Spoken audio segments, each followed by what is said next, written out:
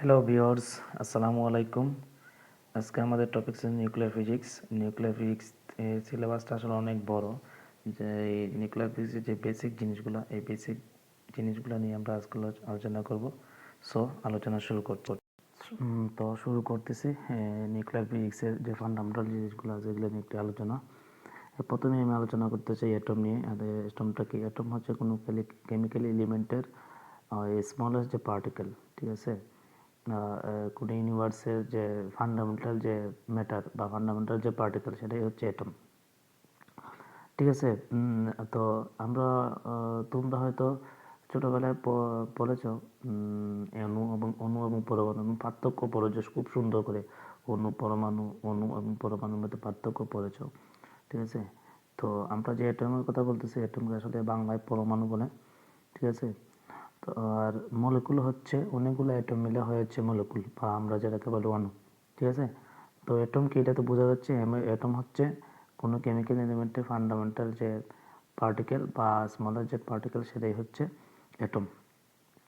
আর অ্যাটমে যদি এই ইলেকট্রন একটা স্টেট থেকে আরেকটা স্টেটে যদি জাম্প করতে চায়, তাহলে তো যে তার এক্সাইটেশন যে এনার্জি লাগে সেটা হচ্ছে 10⁵ ইলেকট্রোভোল্ট, ঠিক আছে?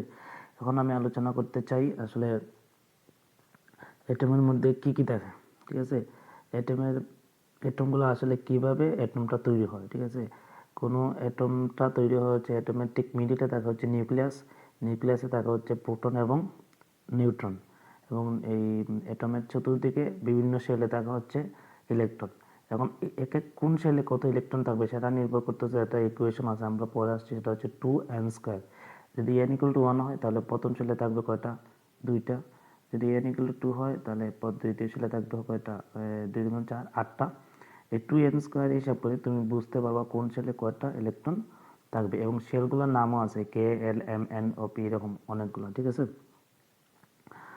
তো নিউক্লিয়াসে যে অ্যাটমগুলো থাকে, অ্যাটমগুলো যে ফোর্সে থাকে সেটাকে বলা হচ্ছে নিউক্লিয়ার ফোর্স, ঠিক আছে?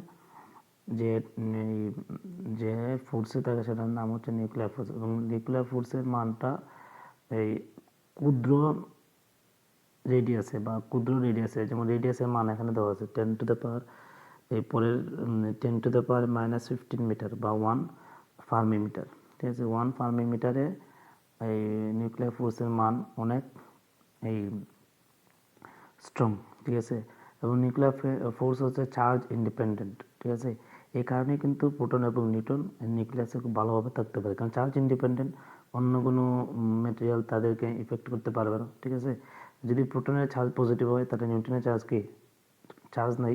যদি নিউট্রনের চার্জ, সাপোজ যদি নিউট্রনের চার্জ নেগেটিভ হইতো, তাহলে প্রোটন এবং নিউট্রন একটা আরেকটাকে অটোমেটিকলি আকর্ষণ করে রাখতো। কিন্তু এখানে নিউটনের চার্জ নাই, প্রোটনের চার্জ নাই, তাও কিভাবে প্রোটন নিউট্রন একসাথে থাকতেছে, সেটা হচ্ছে নিউক্লিয়ার ফোর্সের কারণে, ঠিক আছে? এখন নিউক্লিয়ার ফোর্সের কারণে, ঠিক আছে? আর ইলেকট্রনগুলো হচ্ছে ইলেকট্রন শেলের এই ইলেকট্রন বিভিন্ন শেলে, যেমন হাইড্রোজেন হলে কয়টা? একটা ইলেকট্রন, তাহলে একটা শেলই থাকবে। সোডিয়াম হলে কয়টা থাকে? 2 8 1, তার মানে একটা, দুইটা, তিনটা শেল লাগে। এরকম যত বড় এই পার্টিকেল হবে বা বড় অ্যাটম হবে, তার এই শেল সংখ্যা তত বেশি হবে। তার মানে আমরা বলতে পারি অ্যাটমটা তৈরি হচ্ছে নিউক্লিয়াস থাকে, অ্যাটমের মধ্যে নিউক্লিয়াসের মধ্যে থাকে কি? প্রোটন এবং নিউট্রন। প্রোটন এবং নিউট্রন থাকে। প্রোটন এবং নিউট্রন থেকে হচ্ছে এই কি ফোর্সে থাকে, সেটার নাম হচ্ছে নিউক্লিয়ার ফোর্স, ঠিক আছে? নিউক্লিয়ার ফোর্স থাকে। নিউক্লিয়ার ফোর্সের মানটা হচ্ছে চার্জ ইন্ডিপেন্ডেন্ট, মানে চার্জের উপর নির্ভর করে না, ঠিক আছে? আর যখন একটা ইলেকট্রন একটা স্টেট থেকে আরেকটা স্টেটে জাম্প করতে চায়, তখন তাদের যে এক্সাইটেশন এনার্জি সেটা হচ্ছে 10⁻15 এই ইলেকট্রোভোল্ট, ঠিক আছে? আর প্রোটন এবং নিউট্রন যে নিউক্লিয়াসে থাকে, এই নিউক্লিয়ার এই ফোর্সে থাকার জন্য যে এনার্জিটা থাকে সেটার নাম হচ্ছে বাইন্ডিং এনার্জি, ঠিক আছে? পরের কোনো ক্লাসে আমি চেষ্টা করবো বাইন্ডিং এনার্জিটা নিয়ে আলোচনা করার জন্য। তো clear? Is it clear what is atom, এবং কীভাবে আসলে অ্যাটমটা তৈরি হয় এবং অ্যাটমের মধ্যে কী কী থাকে, ঠিক আছে? তো আজকে বুঝে গেছে অ্যাটম কাকে বলে এবং অ্যাটমের এই কীভাবে অ্যাটম আসলে এই বিভিন্ন অ্যাটম কীভাবে তৈরি হয়। প্রোটন এবং নিউট্রনকে একসাথে বলা হয় হচ্ছে নিউক্লিয়ন, ঠিক আছে। প্রোটন এবং নিউট্রনকে একসাথে, যদি প্রোটনকে আমরা জেড দ্বারা প্রকাশ করি এবং নিউট্রনকে এন দ্বারা প্রকাশ করি, তাহলে এই নিউক্লিয়ন হচ্ছে জেড প্লাস এন, ঠিক আছে। নিউট্রনকে সাধারণত এন দ্বারা প্রকাশ করা হয় এবং প্রোটনকে সাধারণত পি দ্বারা প্রকাশ করা হয়, ঠিক আছে, সরি জেড দ্বারা প্রকাশ করা হয়, ঠিক আছে। তখন প্রোটন এবং নিউট্রনকে একসাথে নিউক্লিয়ন বলা হয়। তো কেউ যদি তোমাকে বলে হোয়াট ইজ নিউক্লিয়ন, তাহলে নিউক্লিয়ন মানে কি প্রোটন এবং নিউট্রন, ঠিক আছে, প্রোটন প্লাস নিউট্রন, ঠিক আছে। আর প্রোটন সাধারণত এই হাফ স্পিন হয় পারমিয়ন্স। এখন দুই ধরনের স্ট্যাটিস্টিক্স আছে। নাম্বার ওয়ান হচ্ছে বুজ আইনস্টাইন স্ট্যাটিস্টিক্স, ঠিক আছে। এই বুজ হচ্ছে আমাদের বাংলাদেশি বিজ্ঞানী সত্যেন্দ্রনাথ বুজ, ঠিক আছে। তার নাম হচ্ছে এক ধরনের পার্টিকেল আছে, সেটার নাম হচ্ছে বুজন পার্টিকেল, ঠিক আছে। তো কোনো এক সময় এই যে বুজ সাহেব এই একটা স্ট্যাটিস্টিক দিয়েছিলেন, সেটা হচ্ছে পৃথিবীর যত পার্টিকেল আছে সবের স্পিন হচ্ছে এই ইন্টিগ্রাল স্পিন। সাপোজ ফুটনের, তারপর হচ্ছে মোহনের, বিভিন্ন অ্যান্টি পার্টিকেলের, ঠিক আছে, যে গ্লুকন, ঠিক আছে, গ্র্যাভিটেশনাল ফোর্সের যে ক্যারিয়ার গ্লুকনের এই স্পিন হচ্ছে 4, ঠিক আছে। এরকম যদি 0 1 2 3 4 এরকম যদি কোনো পার্টিকেলের স্পিন থাকে, তাহলে এই পার্টিকেলকে বলা হচ্ছে বুজন পার্টিকেল। তো উনি একটা পেপার, এই বুজ সাহেব একটা পেপার লেখে, এটা মানে পেপার একটা জার্নালে পাঠিয়েছিলেন। ওই জার্নাল ওনার পেপারটা কী করে দিচ্ছেন, রিজেক্ট করে দিচ্ছে। তো এই পেপারটা আবার এই বুজন সাহেব আইনস্টাইনকে পাঠাইছেন। আইনস্টাইন দেখার পর বলছেন যে তো সেই ভালো জিনিস বা সেই একটা ওই যুগান্তকারী আবিষ্কার বলা যায়, ঠিক আছে। তখন আইনস্টাইন সাহেব একটা পেপারে বা একটা জার্নালে উনি পাঠাইলেন উনি, ঠিক আছে। তো ওই পেপারটা মানে ওই লেখাটা পাবলিশ হয়ে যায়, ঠিক আছে। তখন থেকে ওই পার্টিকেলগুলোর নাম হয়ে যায় মানে স্ট্যাটিস্টিক্সের নাম হয়ে যায় বুজ আইনস্টাইন স্ট্যাটিস্টিক্স। আসলে মেইন কাজটা হচ্ছে কার, বুজনের, ঠিক আছে। আর আরেক ধরনের পার্টিকেল আছে যাদের পৃথিবীর যত পার্টিকেল আছে তাদের স্পিন হচ্ছে হাফ ইন্টিগ্রাল, যেমন 1/2 3/2 5/2 এরকম যদি কোনো স্পিন থাকে, তাহলে সেগুলোকে বলা হচ্ছে ফার্মি পার্টিকেল, ঠিক আছে। তো আমাদের যে নিউট্রন এবং প্রোটন, ঠিক আছে, এগুলো হচ্ছে ফার্মি পার্টিকেল, কারণ তাদের স্পিন হচ্ছে হাফ। এবং এই রেডিয়াসের একটা মান আছে, রেডিয়াস হচ্ছে R = 1 × 10⁻15 মিটার বা 1 ফার্মি মিটার, ঠিক আছে। আর প্রোটনের চার্জ হচ্ছে পজিটিভ আর নিউট্রনের চার্জ নাই। মাস হচ্ছে দেওয়া আছে, দেখো প্রোটনের মাস হচ্ছে 938.27 MeV inverse c square. C মানে লাইটের ভেলোসিটি, এন এগুলো হচ্ছে 939.56 MeV বাই সি স্কোয়ার হচ্ছে এখন রেডিয়াসটা কি, রেডিয়াসের একটা ইকুয়েশন আছে, তোমরা লিখে নেও, রেডিয়াসের ইকুয়েশনটা লিখে নেও। ইকুয়েশনটা হচ্ছে R = R0 A1/3। রেডিয়াসের কোনো অ্যাটমে যদি রেডিয়াস বের করতে চাও, রেডিয়াসের ইকুয়েশন হচ্ছে R = R0 ইন্টু এ পাওয়ার হচ্ছে 1/3। আমি আবার বলতেছি, অ্যাটমিক রেডিয়াস বের করার সূত্র হচ্ছে R = R0 ইন্টু এ পাওয়ার হচ্ছে 1/3। এখানে আরটা হচ্ছে অ্যাটমিক রেডিয়াস বের করবো, আর R0 হচ্ছে ইনিশিয়াল যে রেডিয়াস, যেখানে এখানে মান দেওয়া আছে 1 × 10⁻15 মিটার ও 1 ফার্মি মিটার। R0 এর মান আমরা এই 1 ফার্মি মিটার ইউজ করবো। আর এ হচ্ছে তোমাকে যে অ্যাটমের এই রেডিয়াস বের করতে বলে, সেটা যদি সোডিয়াম হয়, তাহলে সোডিয়ামের মাস নাম্বার কত 23 অথবা 24, তাহলে এর মান 23 অথবা 24 বসাবো। বসানোর পর আমরা এটা মান পাবো। আরেকটা অ্যাজাম্পশন আমি এখানে বলি, নিউক্লিয়ার যে ডেনসিটি দেখেন, ডেনসিটি কাকে বলে তোমরা জানো, ঠিক আছে। পার ইউনিট ভলিউমে কী পরিমাণ আসলে কোনো মাস থাকে সেটা হচ্ছে ডেনসিটি। তো নিউক্লিয়ার ডেনসিটি মানে কি, পার ইউনিট ভলিউমে কী পরিমাণ আসলে প্রোটন নিউট্রন থাকে সেটা বের করার এই সেটাই হচ্ছে নিউক্লিয়ার ডেনসিটি, তাই না। নিউক্লিয়ার ডেনসিটি হচ্ছে পার ইউনিট ভলিউমে কী পরিমাণ আসলে এই কী বলে এই পার ইউনিট ভলিউমে কী পরিমাণ এই প্রোটন ও নিউট্রন থাকে, সেটা হচ্ছে নিউক্লিয়ার ডেনসিটি। তো নিউক্লিয়ার ডেনসিটি হচ্ছে একটা কনস্ট্যান্ট মান, এই কনস্ট্যান্ট মানটা হচ্ছে 10⁻17 মিটার, ঠিক আছে। মানে এই অর্ডারটা থাকে আর কি, 10⁻17 এই অর্ডারটা থাকে। আমি যদি কোনো এক সময় পারি তাহলে এটা প্রমাণ করে দেখাবো যত ধরনের অ্যাটম আছে সব ধরনের অ্যাটমের নিউক্লিয়াস ডেন্সিটি হচ্ছে কনস্ট্যান্ট এই অর্ডার অফ 10⁻17, ঠিক আছে। যখন নিউক্লিয়ন প্রোটন এবং নিউট্রন একসাথে বলা হয় নিউক্লিয়ন আইসোস্পিন। আইসোস্পিন ওই যে এই প্রোটনের স্পিন হচ্ছে হাফ, নিউট্রনের স্পিন হচ্ছে হাফ। আর এই যদি আমি আর যদি সম্ভব হয় এই নিউক্লিয়ার ডেন্সিটিটা পরে কোনো এক চ্যাপ্টারে দেওয়া পরে কোনো এই টপিক্সে আমি বলে দেবো। Nucleon and isospin T equal to half. দেখো নিউক্লিয়নের স্পিন হচ্ছে P equal to minus half আর নিউটনের হচ্ছে প্লাস হাফ, ঠিক আছে। তো তোমরা হুন্ডেস ল তো পাউলি এক্সক্লুশন প্রিন্সিপাল পরে আসছো, এখান থেকে আরও বেশি ক্লিয়ার জানা যাবে, ঠিক আছে। হুন্ডের ল কি? হুন্ডের ল হচ্ছে একটা ইলেকট্রনের যে স্পিন একটা হচ্ছে উপরের দিকে থাকবে আরটা হচ্ছে নিচের দিকে থাকবে। তো এই নিউক্লিয়াসে যে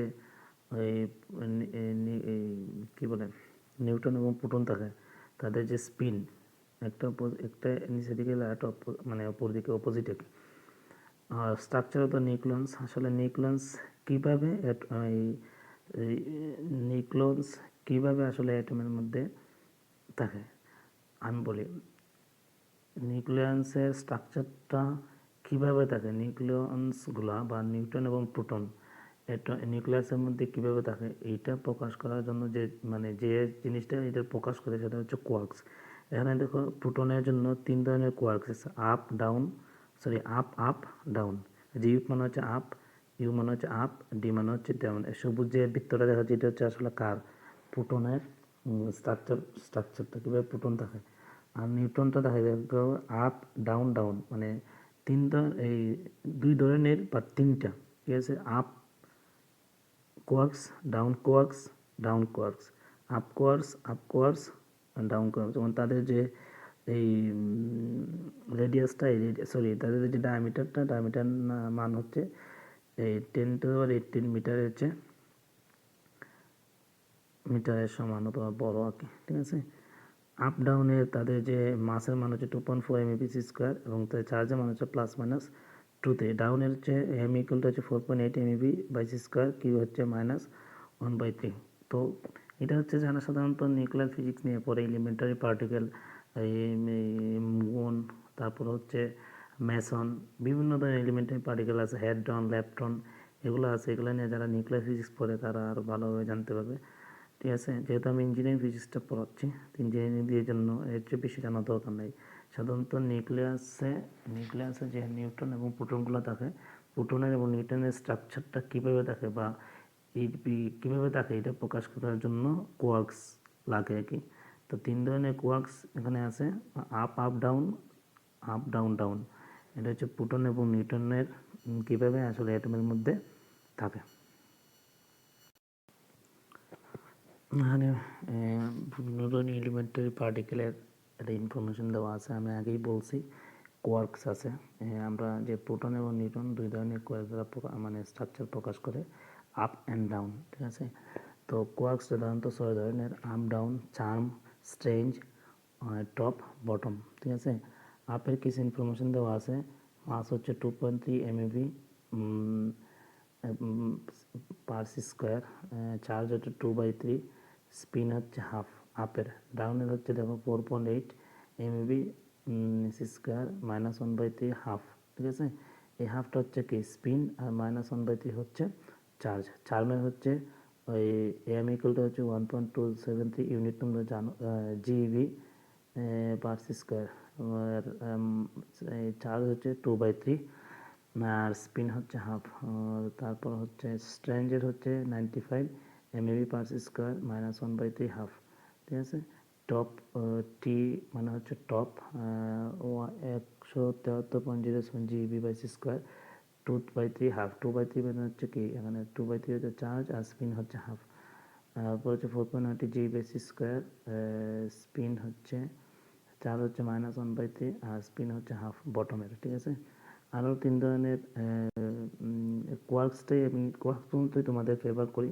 তারপরে যারা আরও স্টাডি করতে চায় তাদের জন্য আরও এলিমেন্টারি পার্টিকেল আছে, যেমন লেপটন। লেপটন হচ্ছে electron, moon, tau, electron neutrino, muon neutrino, tau neutrino.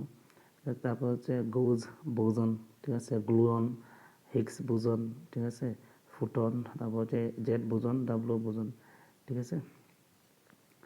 আর তারপর হচ্ছে history of sub atomic physics, আসলে কখন কোন এই সাব অ্যাটমিকটা পার্টিকেলটা মানে এই পাওয়া গেছে বা উৎপন্ন ওই আবিষ্কার হয়েছে। যেমন ইলেকট্রন হচ্ছে কি 1880 থেকে 1900-এর ভিতরে, ফুটন হচ্ছে এই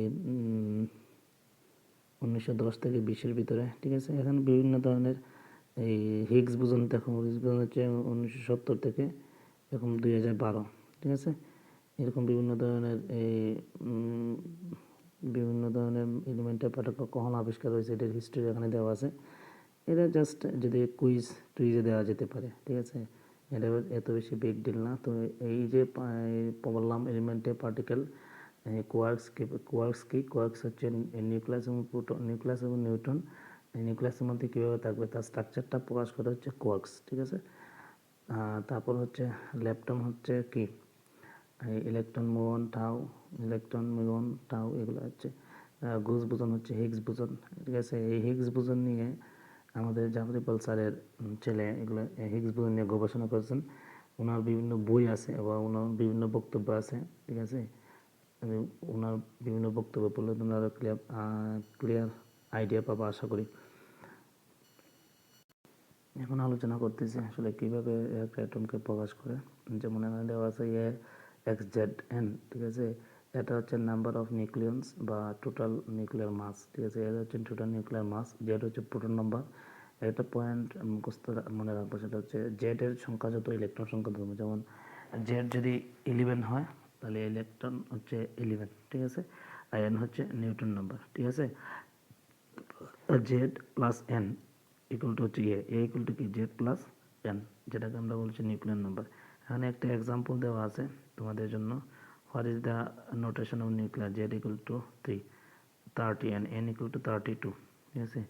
যদি জেড ইকুয়াল টু 30 হয় এবং n ইকুয়াল টু 32 হয়, তাহলে আসলে এটা কোন পার্টিকেল বা কোন অ্যাটমের মানে কোন অ্যাটম প্রকাশ করে, এটা হচ্ছে তোমাদের বলতে হবে, ঠিক আছে। তো আমি নোটেশনটা বোঝা গেছে। এখন যদি জেডের মান যদি 11 হয় তাহলে এখান থেকে বোঝা যাচ্ছে এটা হচ্ছে সোডিয়াম। জেডের মান যদি 1 হয় তাহলে হচ্ছে কি এটা হচ্ছে হাইড্রোজেন। এই জেডের মান যদি 5 হয় তার মানে বোরন, ঠিক আছে। তো আমি তোমাদের রিকোয়েস্ট করব 1 to 30 এই 30টা অ্যাটমের নাম টোটালি মুখস্থ করে ফেলতে। জেড ইকুয়াল টু 30টা আমরা পিরিয়ডিক টেবিলে খুঁজি কততে আছে। তো কপার, জিঙ্ক, তাহলে জেড ইকুয়াল টু 30 যদি হয় তাহলে এটার নাম, এটা মেটেরিয়ালের নাম হচ্ছে জিঙ্ক, ঠিক আছে। তাহলে আমরা যদি এভাবে মুখস্থ করি, এবারে hydrogen, helium, lithium, beryllium, boron, carbon, মানে সিরিয়ালি 1 হাইড্রোজেন, হিলিয়াম, মানে আঙ্গুলে যে দাগগুলো আছে না এই দাগগুলোতে হাতে রাখে hydrogen, helium, lithium, beryllium, boron, carbon, nitrogen, oxygen, fluorine, neon, sodium, magnesium, ঠিক আছে, aluminium, silicon, phosphorus, sulphur, chlorine, argon, ঠিক আছে। তারপর হচ্ছে calcium, potassium, calcium, scandium, titanium, barium, chromium, manganese, iron, cobalt, nickel, তারপর হচ্ছে কপার, তারপর হচ্ছে জিঙ্ক, ঠিক আছে।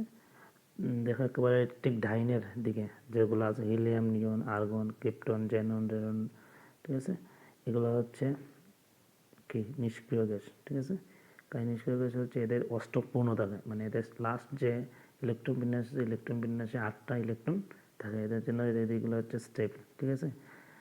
তো বোঝা যাচ্ছে যেহেতু Z equal 30, N equal to 32, তাহলে এই পার্টিকেলটা হচ্ছে জিঙ্ক, যেখানে জেডের মান হচ্ছে 30, যেহেতু 30 জেডের মান, তাহলে ইলেকট্রন সংখ্যা কত? ইলেকট্রন সংখ্যা হচ্ছে 30। তার মানে আমার এই 2n² যে সূত্র আছে এটা যদি আমি প্রকাশ করি তাহলে কটা সেলে যাবে? 2 ইকুয়াল টু n 2 8, ঠিক আছে। এরকম যাইতে যাইতে আমরা যতটা যায় তো আমি আস্তে আস্তে বুঝাই। যদি n equal to 1 হয় তাহলে প্রথম ছিল কয়টা, 2টা। n equal to যদি 2 হয় তাহলে দ্বিতীয় ছিল 8টা। n equal to যদি 3 হয় তাহলে 3 স্কোয়ার, 3 স্কোয়ার মানে কত, 3 থেকে 9, 9 দুগুণে 18, তার মানে 18টা। কিন্তু আমার আছে এখানে কয়টা, 10, 28টা। তার মানে লাস্ট ইলেকট্রন হচ্ছে 2টা। ঠিক আছে, এরকম আমরা ইলেকট্রন বিন্যাস করতে পারি আর কি, যে 2n স্কোয়ার। আসলে ইলেকট্রনটা মানে কোন সেলে কয়টা ইলেকট্রন থাকবে। ঠিক আছে, আর ইলেকট্রনে কীভাবে ইলেকট্রন বিন্যাস করে এটা তোমরা অলরেডি জানো, আফবাউ নীতি। ঠিক আছে, 1s 2s 2p 3s এভাবে ইলেকট্রন বিন্যাস করে আর কি। এখন হচ্ছে আমরা আলোচনা করবো আইসোটোপ, আইসোটোন এবং আইসোবার বলতে অলরেডি সবাই জানো আইসোটোপ কি, আইসোটোন কি, আইসোবার কি। আইসোটোপ হচ্ছে নিউক্লিয় with the same number of protons. যদি এমন একটা নিউক্লিয় থাকে বা এমন একটা অ্যাটম থাকে যাদের প্রোটন নাম্বার হচ্ছে সমান but different number of electrons and different number of mass থাকে, তাহলে সেটা হচ্ছে এই আইসোটোপ। ঠিক আছে, আর আইসোটোন হচ্ছে যদি নিউটন নম্বর সমান থাকে বাকিগুলো কী থাকবে, ভিন্ন থাকে, তাহলে সেটা হচ্ছে আইসোটোন। দেখো আইসোটোপের পি হচ্ছে কালার করা, তার মানে এখানে বোঝা যাচ্ছে পিটা হচ্ছে সমান, মানে পিটা হচ্ছে সেম থাকবে। যেমন অক্সিজেন 1688, ঠিক আছে। তারপর আইসোটোন হচ্ছে কি N77, ঠিক আছে। মানে এটা আইসোটোপ বলা, আইসোটোনও বলা যায় কি 14N77। আইসোটোনও বলা যায়, আইসোবারও বলা যায়। ক্যালসিয়াম নামের একটা ম্যাটেরিয়াল আছে, ক্যালসিয়াম। ঠিক আছে, এই ক্যালসিয়াম 2021, ঠিক আছে।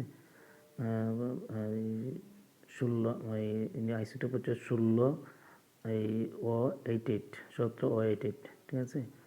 আর আইসোটোন হচ্ছে 14N77, এই 15N76, এই 67 এরকম আর কি। ঠিক আছে, তো আমি তোমাদের জন্য রিকোয়েস্ট থাকবে তোমরা 5টা আইসোটোপ, 5টা আইসোবারের নাম শিখবা। 5টা আইসোটোপের নাম, 5টা আইসোটোনের নাম, 5টা আইসোবারের নাম। ঠিক আছে, তাহলে তোমাদের জন্য আসলে এই যদি এক্সাম্পল আমি যদি বলে দিই তাহলে তো আর হইলো না। যদি তোমরা নিজেরা খুঁজে বের করো, তাই মানে আইসোটোপের সংখ্যা তোমরা জীবনেও বলবো না। 5টা আইসোটোপের নাম, 5টা আইসোটোনের নাম, 5টা আইসোবারের নাম। এবং হচ্ছে অ্যাটমিক মাস ইউনিট, কীভাবে অ্যাটমিক মাসকে একটা ইউনিটে প্রকাশ করে, যেটাকে আমরা সংখ্যা বলি এমইউ বা অনেকে ইউও বলে। The atomic mass unit is defined by the mass of 12 C, মানে এটার নাম হচ্ছে carbon. So that mass unit is exactly 12, 1 equal to 1 by, ঠিক আছে। Note that this is not a general true for any other nucleus. The nuclear atomic mass is not simply sum of the constituent nucleons. One must account for binding energy obtained nuclear atomic mass. This will be discussed next week. Okay.